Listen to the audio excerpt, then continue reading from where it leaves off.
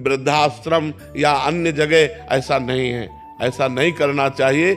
वृद्ध माता पिता को भोजन और सामग्री से ज्यादा प्रिय होता है अपने पुत्र का प्यार पाना। वो पैसे से नहीं दिया जा सकता, वो स्वयं से दिया जा सकता है। इसलिए अपने माता पिता को भगवत भाव से आराधना करें।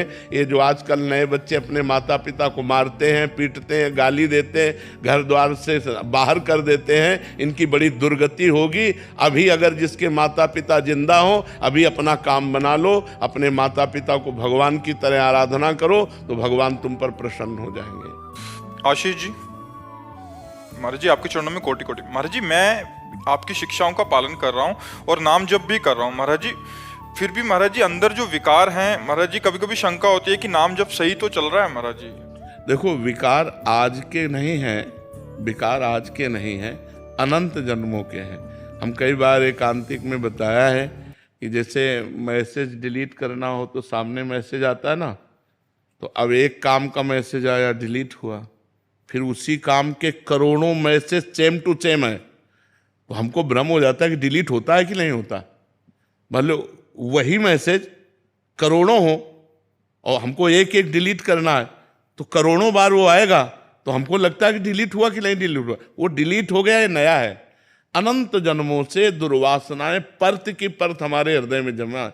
अब जब हम नाम जब शुरू करते तो अब यही जमा है, काम क्रोध लोभ मोह मद मत्सर की, तो वही बार बार जब निकलती तो लगता है यार कब तक बनी रहेंगी, बनी नहीं रहे, वो निकल रहे हैं। जो हमारे अंदर जमा है वो निकल रहा है, मन निर्मल हो रहा है।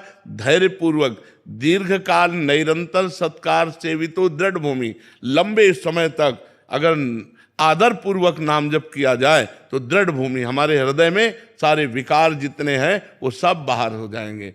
नहीं तो निर्मल मन होगा ही नहीं, और निर्मल मन हुए बिना भगवान की प्राप्ति नहीं। तो निर्मल मन कैसे होगा? नाम जप से। जितना नाम जप करोगे मन निर्मल हो जाएगा। योगेंद्र सिंह जी आ जाएगा। राधे राधे महाराज जी। महाराज जी, जब आत्मा सुख दुख से परे है तो नरक या स्वर्ग में जाने से पहले इसे कई प्रकार की यातनाएं और सुख या दुख का अनुभव कैसे होता है? क्योंकि मृत्यु के बाद नश्वर शरीर तो मृत्यु लोक पर ही नष्ट हो जाता है। इसका उदाहरण बिल्कुल फिट है।